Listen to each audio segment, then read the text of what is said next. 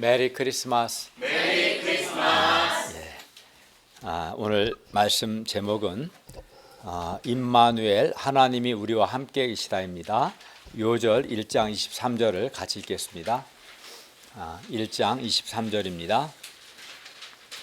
시작. 보라, 처녀가 잉태하여 아들을 낳을 것이요 그의 이름은 임마누엘이라 하리라 하셨으니 이를 번역한즉 하나님이 우리와 함께 계시다 함이라. 기도하겠습니다. 은혜로우신 주님, 오늘도 우리가 성부, 성자, 성령 하나님을 예배할 수 있는 은혜 주셔서 감사합니다. 우리가 드리는 예배가 주님께 감사하고 주님을 기쁘시게 하는 예배가 되게 해주십시오.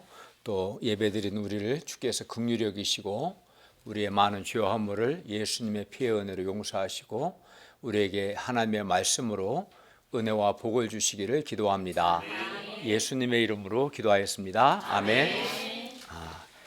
마태복음의 저자 마태는 오늘 본문을 보면 1절부터 17절까지 아브라함으로부터 시작하여 마리아의 남편 요셉에 이르는 예수 그리스도의 계보, 족보를 말씀합니다. 그리고 18절부터 25절은 예수라는 이름과 임마누엘이라는 이름을 통해서 예수님이 우리에게 어떤 분이신가를 가르쳐 줍니다. 오늘 말씀을 통해 예수 그리스도의 계보의 의미와 또 예수님께서 어떤 분이신가 잘 배움으로 우리가 성탄의 은혜를 풍성히 누릴 수 있기를 바랍니다.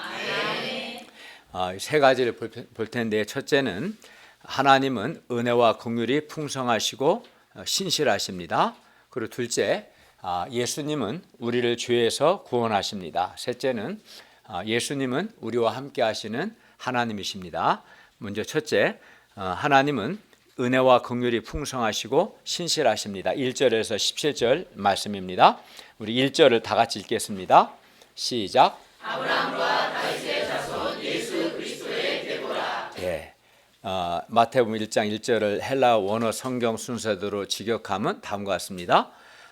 계보의 책, 우리는 계보라고 했는데 계보의 책, 그 다음에 예수 그리스도의 계보의 책이죠. 그리고 다윗의 자손과 아브라함의 자손의, 즉 예수 그리스도의 계보의 책인데 예수 그리스도는 다윗의 자손이면서 동시에 아브라함의 자손이라는 것입니다.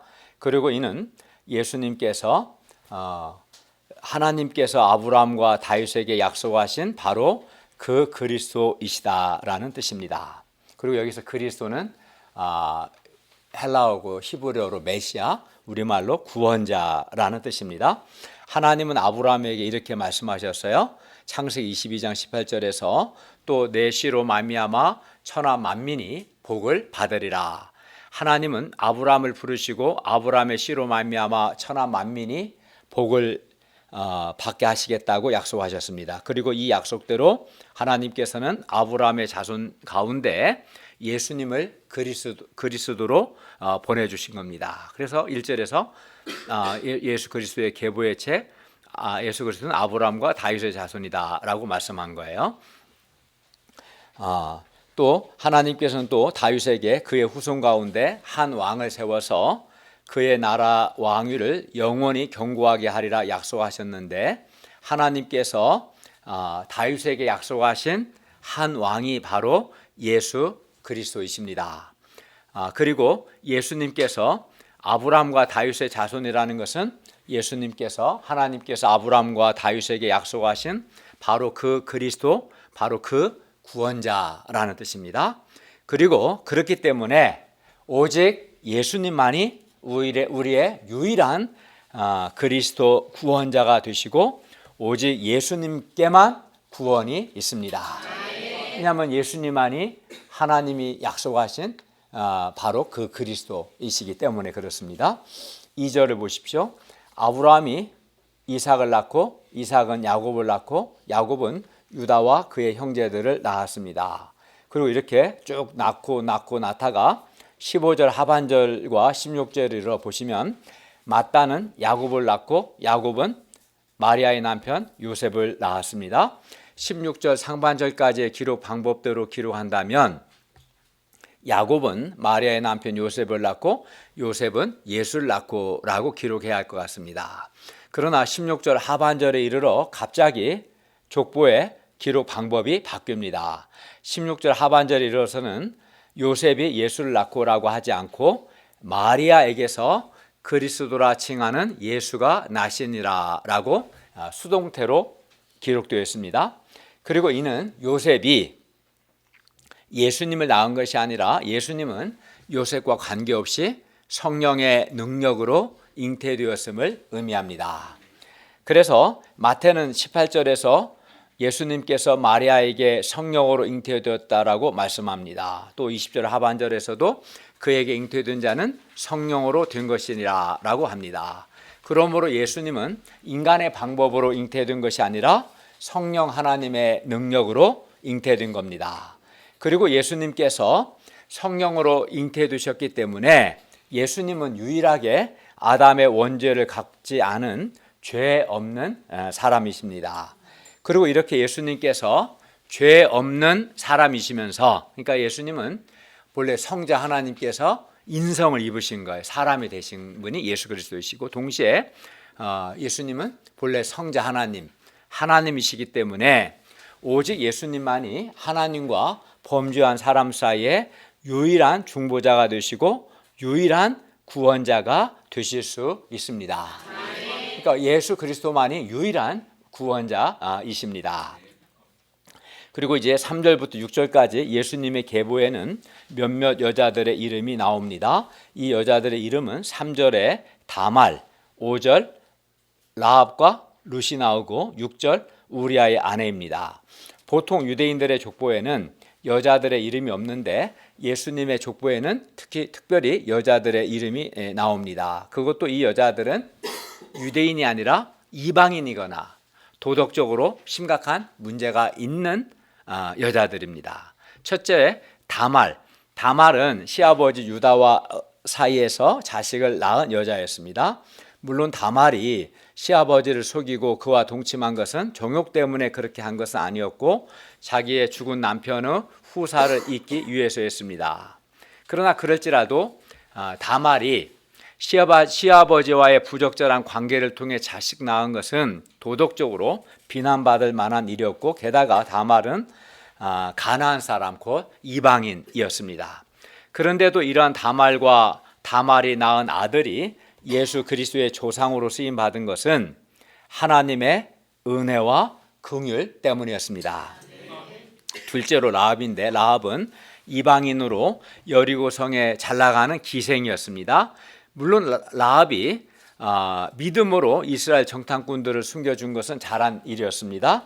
그러나 그렇다고 이방인 기생이었던 라합에게 예수 그리스도의 조상으로 쓰임받을 수 있는 자격이 주어지는 것은 아닙니다. 따라서 라합이 예수 그리스도의 조상으로 하나님의 구원 역사에 쓰임받은 것 역시 하나님의 은혜와 긍휼 때문이었습니다. 셋째로 룻인데, 룻은 젊어서 과부가 된 모압 여자였어요.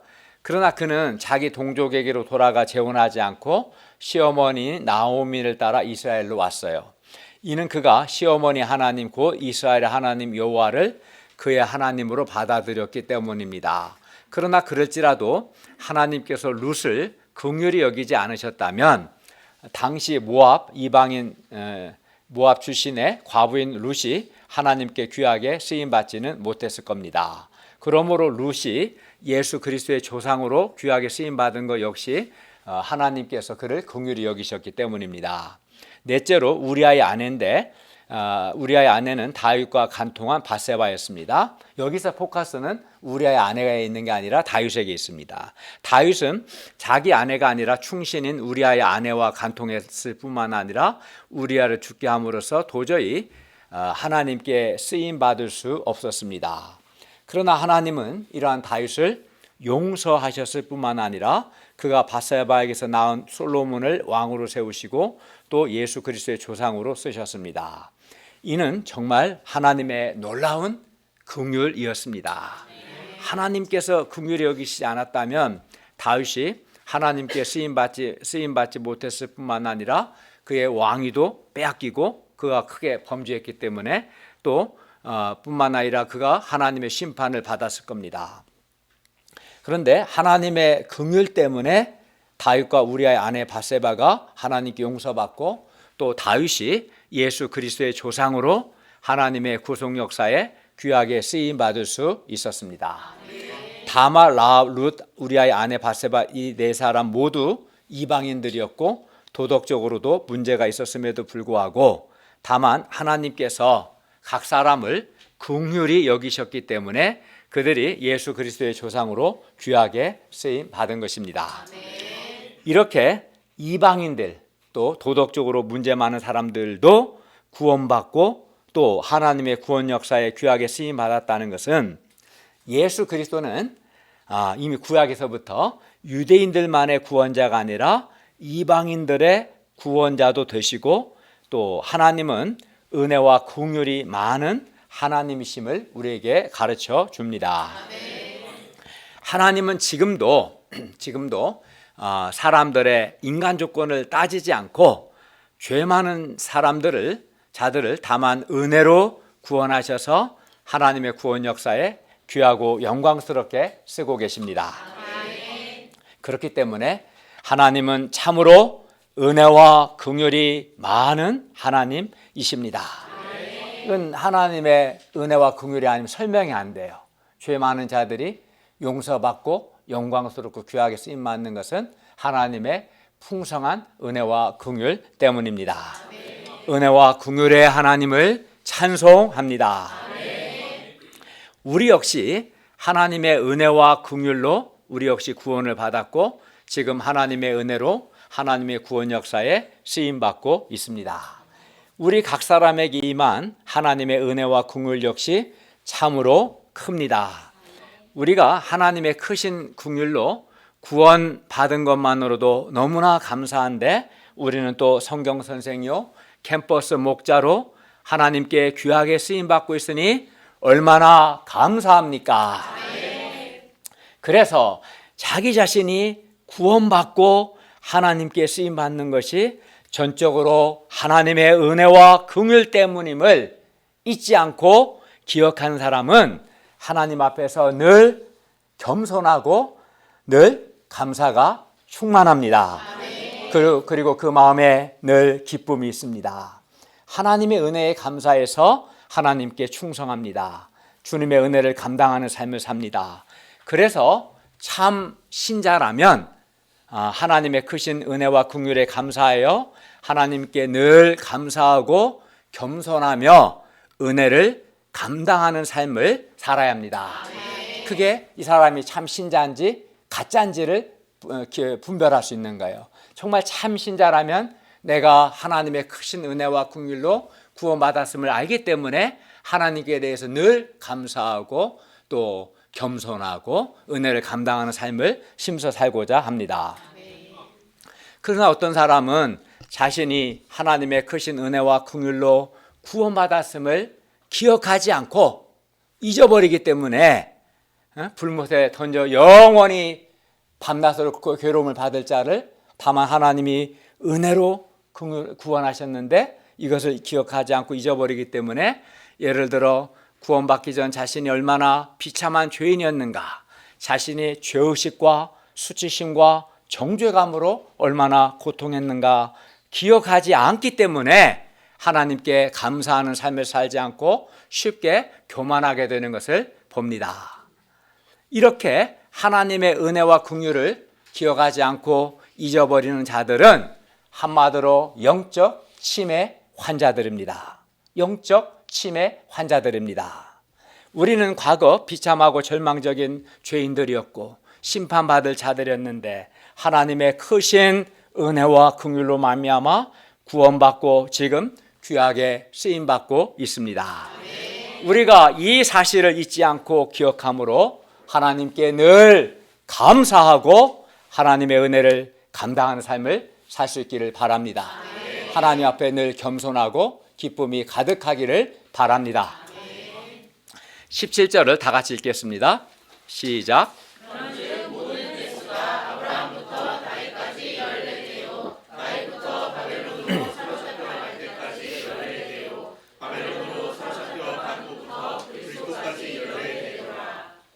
여기서 14 연례되는 14는 7 곱하기 2로 7은 유대인들에게 완전수입니다. 또 7은 성취를 의미합니다. 마태가 이렇게 의도적으로 14대 14대 14대라고 기록한 것은 사실 몇몇 왕들의 이름이 빠졌어요. 이렇게 의도적으로 기록한 것은 예수님의 오심을 통해서 하나님께서 아브라함과 다윗에게 하신 약속이 예수님에게서 성취되었음을 강조하기 위해서입니다.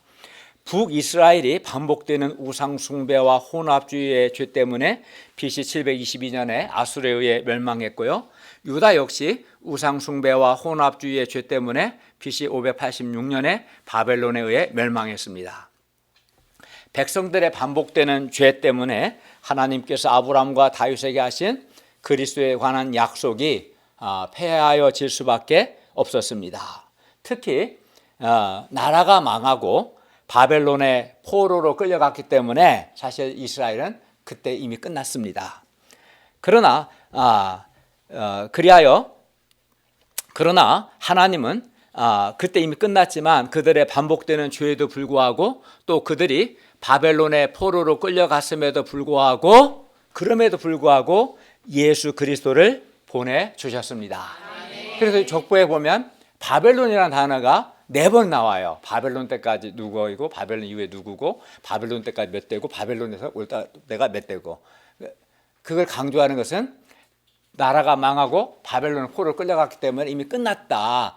그럼에도 불구하고 하나님이 그들을 바벨론에 돌아오게 하시고 그럼에도 불구하고 하나님이 아브라함과 다윗에게 하신 약속을 신실하게 지키셨다라는 것을 강조하는 겁니다. 그리하여 예수 그리스도의 탄생은 약속을 반드시 지키시는 하나님의 신실하심을 보여주는 가장 대표적인 사건입니다. 사람은 죄 때문에 신실하지 않지만 하나님은 사람들의 죄에도 불구하고 신실하십니다. 이렇게 우리가 믿는 하나님은 신실하시기 때문에 우리가 하나님과 하나님의 약속의 말씀을 절대적으로 확신할 수 있습니다. 그리고 이렇게 하나님과 하나님의 약속의 말씀을 우리가 절대적으로 확신할 때 우리는 모든 의심이나 회의, 염려, 두려움 등을 의심 등을 다 극복하고 확신 가운데 믿음의 길, 사명인의 길을 갈 수 있습니다. 하나님과 하나님의 약속의 말씀을 확신하는 사람만이 어떤 부정적인 것도 극복하고 믿음의 길을 갈 수 있습니다. 둘째, 예수님은 우리를 죄에서 구원하십니다. 18절에서 21절입니다. 18절을 한번 읽을까요? 시작. 예수 그리스도의 나심은 이러하니라. 그의 어머니 마리아가 요셉과 약혼하고 동거하기 전에 성령으로 잉태된 것이 나타났더니 당시는 약혼을 하고 1년 후에 동거를 했어요. 그런데 예수님은 마리아가 요셉과 약혼하고 동거하기 전에 그 1년 그 사이에 동거하기 전에 성령으로 즉 성령 하나님의 능력으로 잉태되셨습니다. 당시의 약혼은 오늘날 약혼보다는 훨씬 더 강한 법적인 구속력을 갖고 있었어요. 그래서 당시에는 남녀가 약혼을 하게 되면 약혼과 동시에 법적으로 부부가 되었습니다. 그래서 19절을 보시면 그의 남편 요셉은 의로운 사람이라 남편이라고 했고 그리고 20절에서는 내 아내 마리아 데려오기를 무서워하지 말라. 마리아를 아내라고 했어요. 이미 부부가 됐다는 거 약혼으로. 19절을 보십시오. 마리아의 남편 요셉은 의로운 사람이었습니다. 그래서 요셉은 마리아가 성령으로 잉태되었다는 것을 모르기 때문에 마리아가 부정한 일을 했다고 생각하여 마리아와의 약혼관계를 가만히 끊고자 했습니다. 그런데 요셉이 이 일을 생각할 때 주의 사자 천사가 꿈에 나타나 말합니다. 20절 하반절 21절을 읽겠습니다. 다윗의 자손 요셉아서부터 시작. 다윗의 자손 요셉아 내 아내 마리아 데려오기를 무서워하지 말라. 그에게 잉태된 자는 성령으로 된 것이라. 아들을 낳으리니 이름을 예수라 하라. 이는 그가 자기 백성을 그들의 죄에서 구원할 자이심이라 하니라. 주의 사자는 요셉에게 마리아에게 잉태된 자는 성령으로 된 것이니까 즉 부정하게 된 것이 아니라 성령 하나님의 능력으로 된 것이니까 마리아 데려오기를 무서워하지 말라고 합니다. 그리고 마리아가 낳게 될 아들의 이름을 예수라 하라는 방향도 주었습니다. 왜냐하면 마리아가 낳게 될 예수님은 자기 백성을 그들의 죄에서 구원할 자이시기 때문입니다. 예수라는 이름은 이름 자체가 구원자라는 뜻입니다. 그리고 자기 백성을 그들의 죄에서 구원한다고 하실 때 21절에 자기 백성은 이제 유대인들과 이방인들로 구성된 예수 믿는 신자들, 즉 교회를 가리킵니다. 예수님은 우리의 죄에서 구원하시는 우리의 구원자가 되십니다. 그리하여 예수님은 우리의 죄에서 구원하시는 구원자가 되시기 때문에 예수님의 탄생은 죄로 인해 죄의식과 수치심과 정죄감과 심판에 대한 두려움 등으로 고통하며 하나님의 무서운 진노 아래 있는 모든 사람들에게 최고로 기쁜 소식입니다. 우리를 우리의 죄에서 구원할 구원자로 예수님께서 탄생하셨기 때문에 예수님의 탄생은 기쁜 소식입니다. 성경은 예수님 당시나 지금이나 모든 인간의 근본 문제는 바로 죄 문제라고 말씀합니다. 그리고 이 죄 문제는 부자나 가난한 사람이나 권력을 가진 사람이나 권력 없는 사람이나 정규직이나 비정규직이나 연봉 많은 사람이나 적은 사람이 할 것 없이 죄 문제는 모든 사람에게 다 해당됩니다. 모든 사람이 다 죄인입니다. 죄 문제는 모든 사람에게 다 해당되면서도 가장 근본적인 문제입니다. 왜냐하면 모든 사람이 다 하나님 앞에서 죄인이고 죄의 삭은 사망이기 때문입니다. 죄 문제를 해결하지 않으면 죄의 형벌, 하나님의 심판을 받습니다. 그러면 죄란 뭡니까? 죄를 헬라어로 하마르티아라고 하는데 그 뜻은 관역, 즉 표적에서 벗어났다라는 의미입니다. 그러면 관역이 어떤 관역입니까? 하나님이라는 관역입니다. 그리하여 죄란 자기를 창조하신 창조주 하나님과의 관계가 바르지 않은 것, 하나님에게서 벗어난 것, 하나님과의 관계가 바르지 않은 것. 그래서 창조주 하나님을 영화롭게도 하지 않고 하나님께 감사하지 않는 것, 또 자기를 창조하신 하나님께 불순종하고 하나님을 거스르고 대적하고 하나님과 분리되고 단절되는 것, 이것이 다 죄입니다. 그리고 사람이 하나님과의 관계가 바를 때는 내면에 참 평화와 기쁨, 자유함, 행복, 한마디로 하나님과 관계가 바르게 되면 영생의 기쁨이 있습니다. 그러나 사람이 하나님께 범죄함으로 하나님과 불화하게 되고 하나님의 진노 아래에 있기 때문에 죄의식, 수치심, 정죄감, 영혼의 곤고함, 불안, 두려움을 경험하게 됩니다. 그래서 범죄한 영혼은 결코 평화, 기쁨, 자유함, 행복이 없습니다. 뿐만 아니라 죄의 결과는 사망입니다. 그런데 한번 죽는 것은 사람에게 정해진 것이고 죽은 후에는 하나님의 심판이 있습니다. 그리하여 범죄한 자들은 살아서는 죄의식과 수치심과 정죄감과 심판의 두려움 속에 살다가 죽은 후에 불못에 던져져 거기서 밤낮으로 세세토록 괴로움을 받습니다. 그러니까 죄 문제 해결이 가장 중요합니다. 부자든 가난한 사람이든 연봉 많은 사람이든 적은 사람이든 좋은 직장에 취직한 사람이든 아직 취직 못한 사람이든 또 좋은 대학에 입학한 사람이든 그렇지 않은 사람이든 그 누구도 죄 문제를 해결하지 않으면 하나님의 심판을 받아 불못에 던져져 영원토록 밤낮으로 고통을 할 것입니다. 그렇기 때문에 죄에서 구원받는 것이 가장 중요하고 죄에서 구원받는 은혜가 가장 큰 은혜입니다. 그런데 예수님은 본래 하나님이십니다. 그리고 하나님이신 예수님께서 우리를 우리의 죄에서 구원하기 위해서 마리아에게 성령의 능력으로 잉태되어 태어나신 것입니다. 그러니까 창조주 하나님께서 피조물 사람이 되시기까지 낮아지신 겁니다. 하나님이신 예수님께서 우리를 죄에서 구원하시기 위해서 성령의 능력으로 잉태되어 사람으로 태어나신 것을 감사합니다. 우리가 이 예수님을 나의 구조요 나의 하나님으로 믿음으로 죄에서 구원받을 수 있기를 바랍니다. 21절을 다 같이 읽겠습니다. 시작. 아들을 낳으니 이름을 예수라 하라. 이는 그가 자기 백성을 그들의 죄에서 구원할 자이시니라 하니라. 예수님은 우리를 정죄하거나 우리를 심판하기 위해서 오신 것이 아니라 우리를 우리의 죄에서 구원하시기 위해 오셨습니다. 그리고 예수님은 우리를 죄에서 구원하시기 위해서 우리를 대신하여 십자가에서 피 흘려 죽으셨습니다.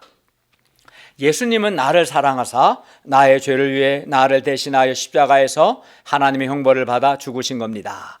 그리하여 누구든지 우리의 죄를 위해 우리 대신 십자가에서 피 흘려 죽으신 예수님을 믿을 때 누구든지 죄에서 구원을 받습니다. 어떤 죄를 지었을지라도 죄를 용서받습니다.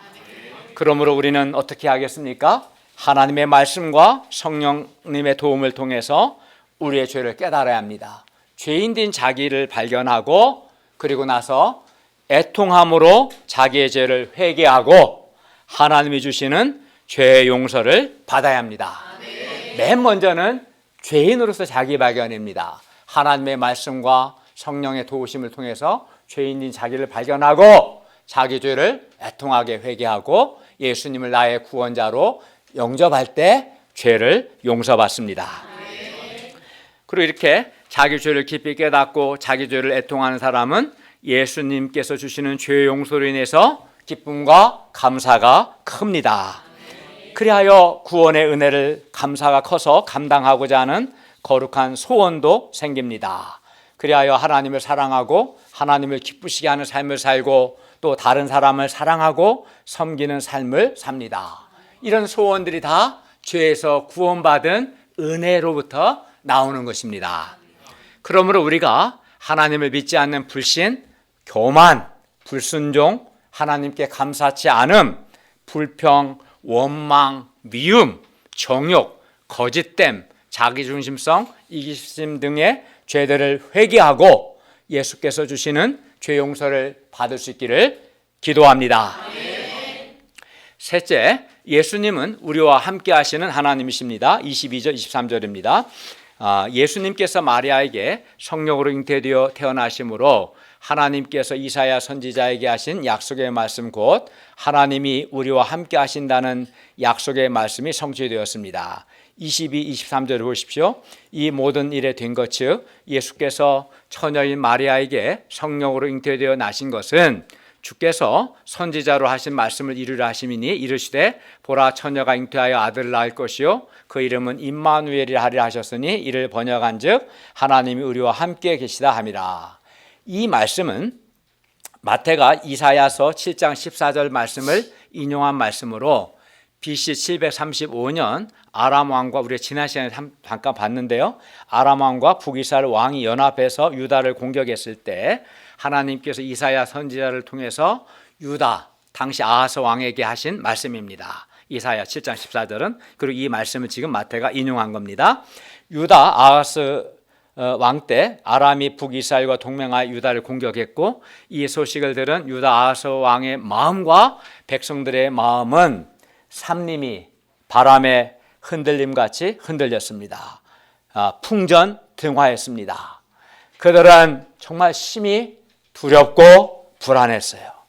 이때 하나님께서는 두려워하고 불안해하고 있는 그들에게 이사야 선지자를 보내셔서 하나님께서 그들과 함께 계실 것을 약속하셨어요. 그러니까 내가 너희와 함께 할 거니까 불안해하거나 두려워하지 말라는 거예요.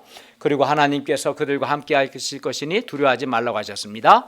전능하신 하나님께서 창조주 하나님께서 우리와 함께 하시는 것보다 더 큰 힘과 더 큰 위로는 없습니다. 우리는 한미동맹을 중요하게 중요하죠. 미국이 강대국이니까. 그러나 미국은 아무것도 아닌 거죠. 하나님이 함께 하시면 사실은 근본적으로 한미동맹이 하나님과 동맹을 맺어야 하는 거지, 그죠? 하나님, 창조주 하나님, 전능하신 하나님이 우리와 함께 하시면 이보다 더 확실하고 안전한 게 어디 있겠습니까? 그죠? 예. 전능하신 하나님께서 우리와 함께 하시는 것보다 더 큰 힘과 위로는 없습니다. 하나님께서 우리와 함께 하심보다 더 확실하고 더 안전하고 더 좋은 것은 세상에 없습니다. 그리고 하나님께서는 그들과 함께 하시는 징조로 처녀가 잉태하여 아들을 낳을 것이요 그 이름은 임마누엘이라 하리라 말씀하셨습니다. 그런데 예수님께서 이 처녀인 마리아에게 성령의 능력으로 잉태되어 나심으로 하나님께서 이사야 선지자를 통해 하신 말씀이 이루어졌습니다. 그리고 예수님의 이름은 임마누엘입니다. 임은 히브리어에서 대명 전미사인데 뭐뭐 함께 with라는 의미의 임은, 누는 우리란 말, us 우리라는 뜻이고, 엘은 엘로힘 하나님이란 말이에요. 히브리어로. 그래서 하나님이 우리와 함께이라는 말이에요. 임마누엘 단어 자체가. 그리고 임마누엘을 번역하면 하나님이 우리와 함께 계시다는 뜻입니다. 그러므로 예수님은 우리와 함께 계시는 하나님이십니다. 예수님은 우리를 죄에서 구원하시는 구원자가 되실 뿐만 아니라 우리와 함께 계시는 하나님이십니다. 하나님께서 우리와 함께 하시기 위해서 하늘의 모든 권세, 영광, 보좌 다 버리시고 성령으로 잉태되어 처녀인 마리아에게 태어나셨습니다. 물론 그분이 바로 예수님이십니다. 예수님은 본체가 하나님이시지만 우리 죄인들과 함께 하시기 위해서 육신을 입은 사람이 되어 낮아지셨어요. 피조물이 되신 거죠. 성자 하나님께서 피조물의 인성, 사람됨을 입으신 겁니다. 그리고 죄인들과 함께 생활하셨고 우리 죄인들을 구원하기 위해서 예수님께서 우리 대신에 하나님이신 예수님께서 십자가에서 피 흘려 죽으셨습니다. 자기 자신을 온전히 희생하셨습니다. 예수님께서 우리를 죄에서 구원하신 것도 말할 수 없는 큰 은혜이고, 하나님이신 예수님께서 우리와 함께 하시는 것도 말할 수 없는 큰 은혜입니다. 여러분, 내가 힘들 때 누군가 나와 함께 해주면, 내가 정말 힘들 때 나와 함께 해주면 은혜가 되고 위로가 됩니다. 또 용기가 생깁니다.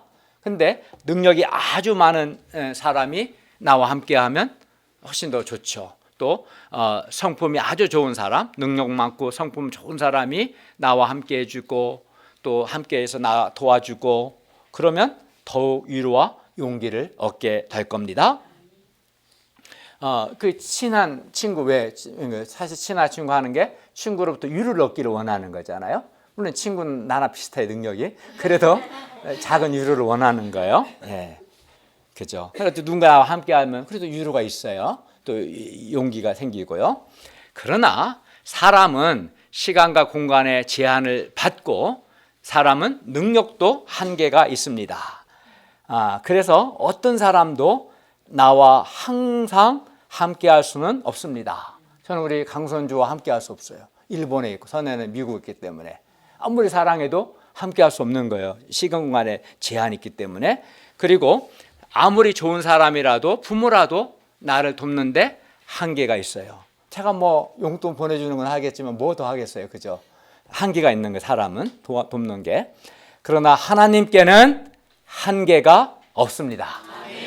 하나님은, 우리 창조주 하나님은 시공간에 제한도 없기 때문에, 제한이 없기 때문에 하나님은 항상 나와 함께 하실 수 있습니다. 하나님은 또 능력의 한계도 없습니다. 즉 하나님은 전능하십니다. 그래야 하나님은 나의 어떠한 문제도 하나님은 나를 도와주실 수 있습니다. 하나님께서 돕지 못하는 문제는 없습니다. 그러므로 하나님이 우리와 함께 하시는 것, 이것이 진정한 구원이요 진정한 위로와 힘이 됩니다. 그리하여 비록 취직과 직장 생활이 어렵고 또 우리의 장래가 불확실할지라도 하나님께서 우리와 함께 하셔서 우리를 도와주시고 우리를 인도해 주시면 우리는 염려하거나 두려워할 필요가 전혀 없습니다.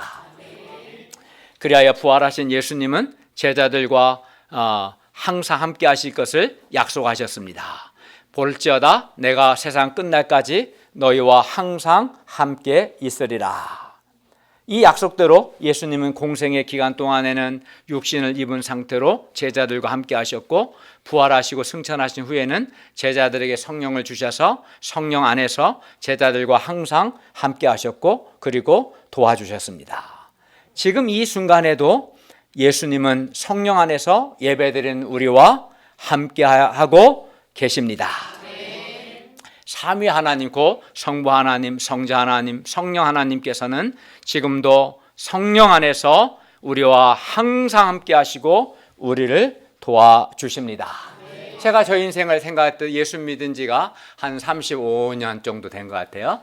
인생을 쭉 보면 그때는 잘 몰랐는데 보면 하나님이 나와 함께 하셔서 베푸신 은혜가 엄청 많습니다. 가장 하나님께서 베스트로 가장 나를 때마다 도와주셨고 힘주셨고 내 인생을 가장 선하게 인도하시는 것을 저는 확신할 수 있습니다. 부활 승천하신 예수님은 성령 안에서 우리 각 사람과 함께 하셔서 때마다 말씀을 주시고 갈 길을 가르쳐 주시고 우리를 도와주시고 우리를 선하게 인도하여 주십니다. 특히 말씀을 주십니다. 말씀을 주시고 우리를 말씀으로 도와주시고 우리 인생을 선하게 인도하십니다. 저의 경우 말씀으로 도와주시는 하나님을 많이 체험했어요. 제가 처음 깊이 체험했던 말씀은 아무것도 염려하지 마라. 다만 모든 일에 기도한 그로 너희 구할 것을 감사 말이라. 그러면 모든 지각이 뛰어난 하나님의 평강이 너희 마음과 생각을 지키시라. 제가 이 말씀을 군대에 있을 동안 붙들었을 때 그 많은 염려와 그 근심을 극복하고 살아계신 하나님을 굉장히 많이 체험할 수 있었어요.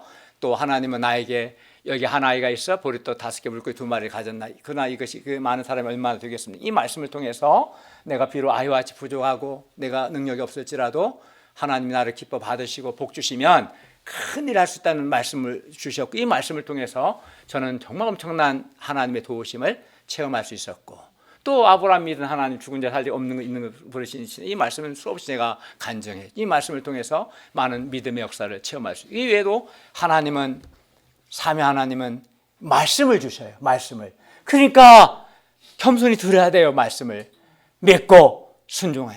말씀을 주시고 말씀으로 때마다 우리에게 말씀을 주시고 자기 발견하게 하시고 갈 길을 가르쳐 주시고 우리를 도와주시고 또 목자님들을 통해서 주님의 종들을 통해서 우리를 때마다 선하게 인도하여 주십니다. 하나님은 우리와 함께 계셔서 이 세상에서 우리에게 닥치는 모든 고난과 역경을 합력하여 선으로 바꿔주십니다. 그러므로 우리는 불확실한 장래에 대해서 염려하거나 두려워할 필요가 없습니다.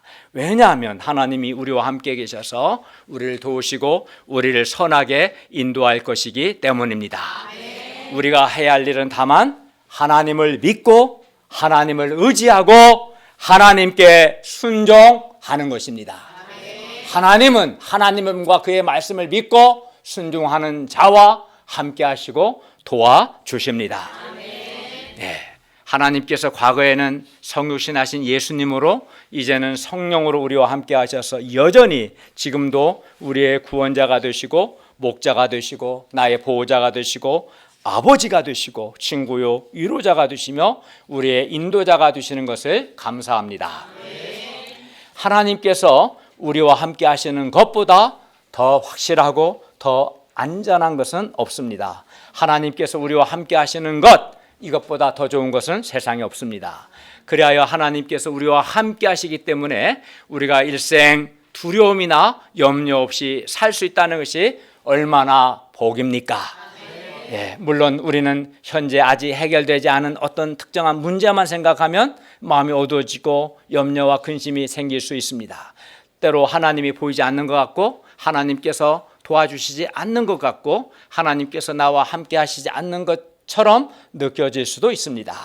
그러나 부활 승천하신 예수님께서 성령 안에서 우리와 함께 하셔서 우리를 도와주시고 우리를 인도하고 계십니다. 그러므로 우리가 문제 앞에서 또는 큰 어려움이나 어떤 시련 앞에서 힘든 생각이나 어두운 생각이나 부정적인 생각을 하거나 두려울 것이 아니라 하나님께서 나와 함께 하실 것을 함께 계심을 믿고 하나님을 의지하고 하나님께 순종할 수 있기를 바랍니다. 우리가 할 그 하나님을 믿고 하나님 의지하고 하나님께 순종하는 겁니다. 그때 그 사람과 하나님이 함께 하셔서 그를 도와주시고 합력해 선을 이루어 주시고 선하게 인도하십니다. 하나님 믿지도 않고 순종도 안 하는데 어떻게 하나님이 그와 함께 하실 수 있겠습니까? 우리가 하나님을 믿고 하나님을 의지하고 하나님께 순종을 드릴 때 하나님은 함께 하셔서 우리를 도우실 것입니다. 예. 그래서 우리가 그런 사람이 되기를 바랍니다. 그리고 이렇게 하나님 믿고 순종으로 반응한 사람이 하나님의 도우심을 체험합니다. 24, 25절을 보십시오. 요셉이 잠에서 깨어 일어나 주의 사자의 분부대로 행하여 그의 아내를 데려왔으나 아들을 낳기까지 동침하지 아니하더니 나음의 이름을 예수라 하였습니다. 요셉은 주의 사자를 통해 주신 하나님의 말씀에 순종했습니다.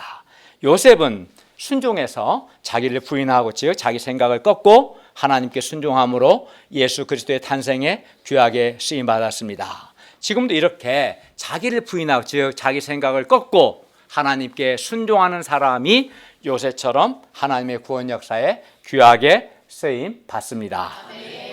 결론입니다. 우리는 예수 그리스도의 계보를 통해 하나님은 은혜와 긍휼이 풍성하시고 하나님은 신실하시다는 것을 배웠습니다. 그리고 예수님은 우리를 우리의 죄에서 구원하시는 구원자가 되시고 또 우리와 함께 하시는 하나님이심을 배웠습니다.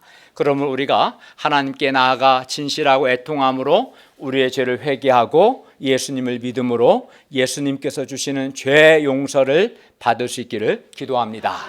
그리고 우리가 인생의 어려움 앞에서 염려하거나 두려워할 것이 아니라 우리와 함께 계시는 하나님을 믿고 하나님을 의지하고 하나님께 순종함으로 살아계신 하나님의 도우심과 하나님의 인도하심을 체험할 수 있기를 기도합니다. 기도하겠습니다.